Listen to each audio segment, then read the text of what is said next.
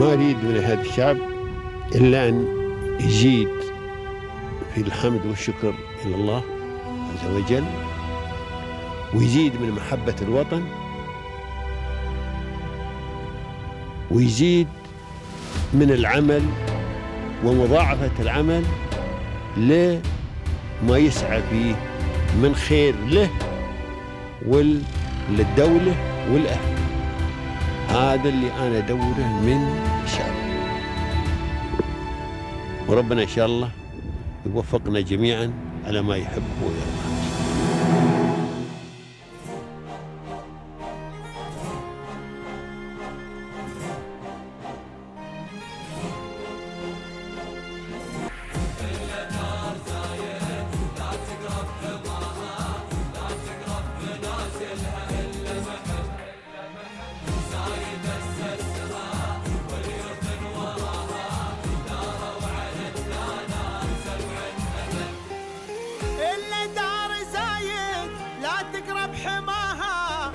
تقرب منازلها إلا محب زايد أسسها واليوث وراها داروا على الدانات 7 أبد إلا دار زايد. It's been a wonderful journey. I'd just like to say thank you so much. I'd spent 30 years in the West. I came a little bit towards the East, and you've made me feel at home. Thank you.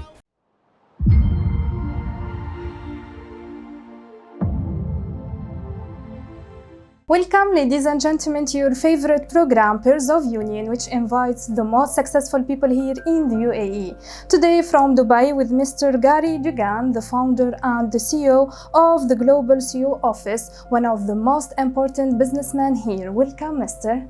Hello. Hi, we are so pleased to meet you today. Thank you very much. Thank you so much. So today we'll talk about your journey, about your successful company. That's why in the beginning we need more details about you to present you to everyone. We need more details about your professional experiences and your educational background as well. And also, how did you start your career in the field of investment and also finance? Well, my journey started in Coventry in the UK, which is where I was born.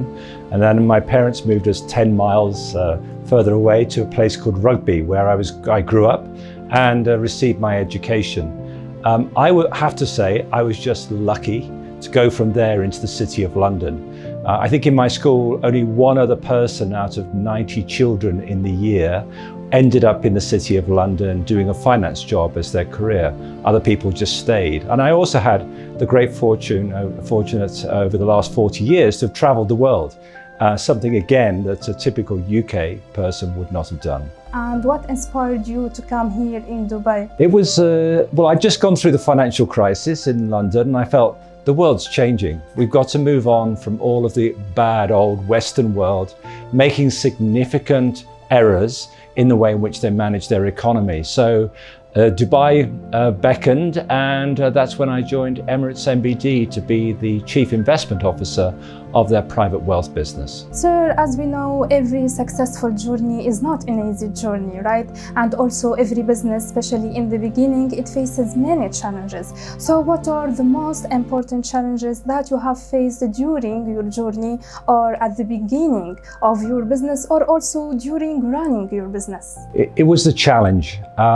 There were times in my career where you walk into a new company, and I would say one of those companies in particular was JP Morgan, where you walk in thinking you're good, and then you realize you're very, very average. And you have got to battle, you have got to work hard, you have got to improve and increase your education and understanding of your topic. And JP Morgan used to challenge you to be the best in the world at what you were doing. And that's a challenge I woke up to every morning. Yeah, exactly. As you have mentioned, sir, with your hard working, you can overcome these challenges, but also we need our supporters, right? So who are your supporters, your mentors, also the persons who have impacted your career and your professional journey? Yes, you certainly need good family. I mean, they have to put up, and they certainly had to over the last 40 years in this industry. It is very hard work. The second thing is you need a good team of people around you, and that can be obviously in your hands. because you need, in order to improve your outlook on life, you need good people around you. So that again, I think was very, very crucial to the successful periods of my career. So, sir, you are so lucky. You have this supportive environment. Yeah. Of course, sir, during your journey, you have made lots of achievements. So what are the most important achievements that you are proud of today? I think I go back to a point in my life where I was sitting in the European Parliament. I've been invited to talk about the changes undergoing in Europe at that time. And I sat there thinking about my grandfather, who had been in Ireland and during the war had to move to the UK and had nothing. And you're thinking, you know, thank goodness for the family that brought me to that point in time to be sitting in the European Parliament as a subject matter expert. So now let's talk more details about your company. What was the first step and also what inspired you to create your company? Yeah, I looked at the landscape. I've worked for a lot of very good companies, very big companies, but I felt there was a room in the market for a niche company that was very independent. Banks today, you know, have to look after their shareholders. My determination is to look after my clients, and that means that they get the best service and the best investment ideas that we can do. We provide outsourced CIO services, which in essence means that if you have a family office and you need some support and help in your investment decisions, we can help. That doesn't mean we run your office, but it means that we can perhaps help you with your need around equity investment or your strategic asset allocation for the family. And for medium-sized institutions, they say, well, we do this, but we don't do this. Can you help us to expand our product range by providing some support in certain areas, and particularly in international markets? And sir, of course, you have your special imprint, right? So what sets your company apart from other investment advisory firms? It's the independence. Many of the companies we compete with are a part of a bank or a part of an asset management business where they tend to just, let's just say, push, I'll use the word push their own products. We don't do that. We provide our clients with the best products that we can find and with an honesty and an independence that the others can't do. And how do you ensure that your clients receive high quality products and services? And that's about the team you have around us. The team is built of a core group of 4 or 5 people. And then we have a number of what I call consultants, but they are my network that I've built over the last 40 years. I call upon them to be the expert on Hong Kong stocks or on US equities or on the bond markets. So we have an integrated team of permanent staff and subject matter experts from across the globe. Now, sir, talking about the importance of innovation, how does your company incorporate innovation in its practices? I would say we have a lot more to do because the world is moving so fast, the use of technology, but I think it's the application of the technology. We still try to provide simple, straightforward messages about how to invest. Technology just means that you get to the answer quicker. No, sir, of course, you have your own strategies to manage your own business, right? If I ask you about your future plans, in the upcoming periods, how do you see your company? What do you aspire to? Well, we'd like to employ more people. We are growing rapidly, and I would say that if there's a problem, it's that we have the growth and we have the clients and we want to serve them at the highest level. So in doing that, you need to be able to grow your resources and the team as quickly and in step with what clients need. So that'll be the challenge for the next 6 months after an extremely successful start that we've had. Sir, also talking about the importance of the team of work, how do you choose your team of work? What are the qualities that are required in your team? Hardworking, independent. I don't want to be micromanaging people, and people who are willing to challenge me. I've never balked from people saying, Gary, I think you might be getting this wrong. I'm going to listen to that.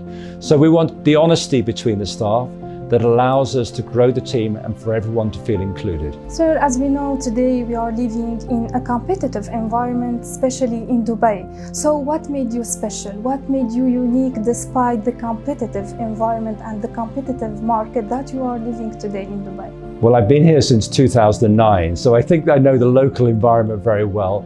And we work with local people. In fact, on the team, 2 individuals who started in my department at Emirates MBD back in 2009. So these are people who want to still achieve the best for the clients.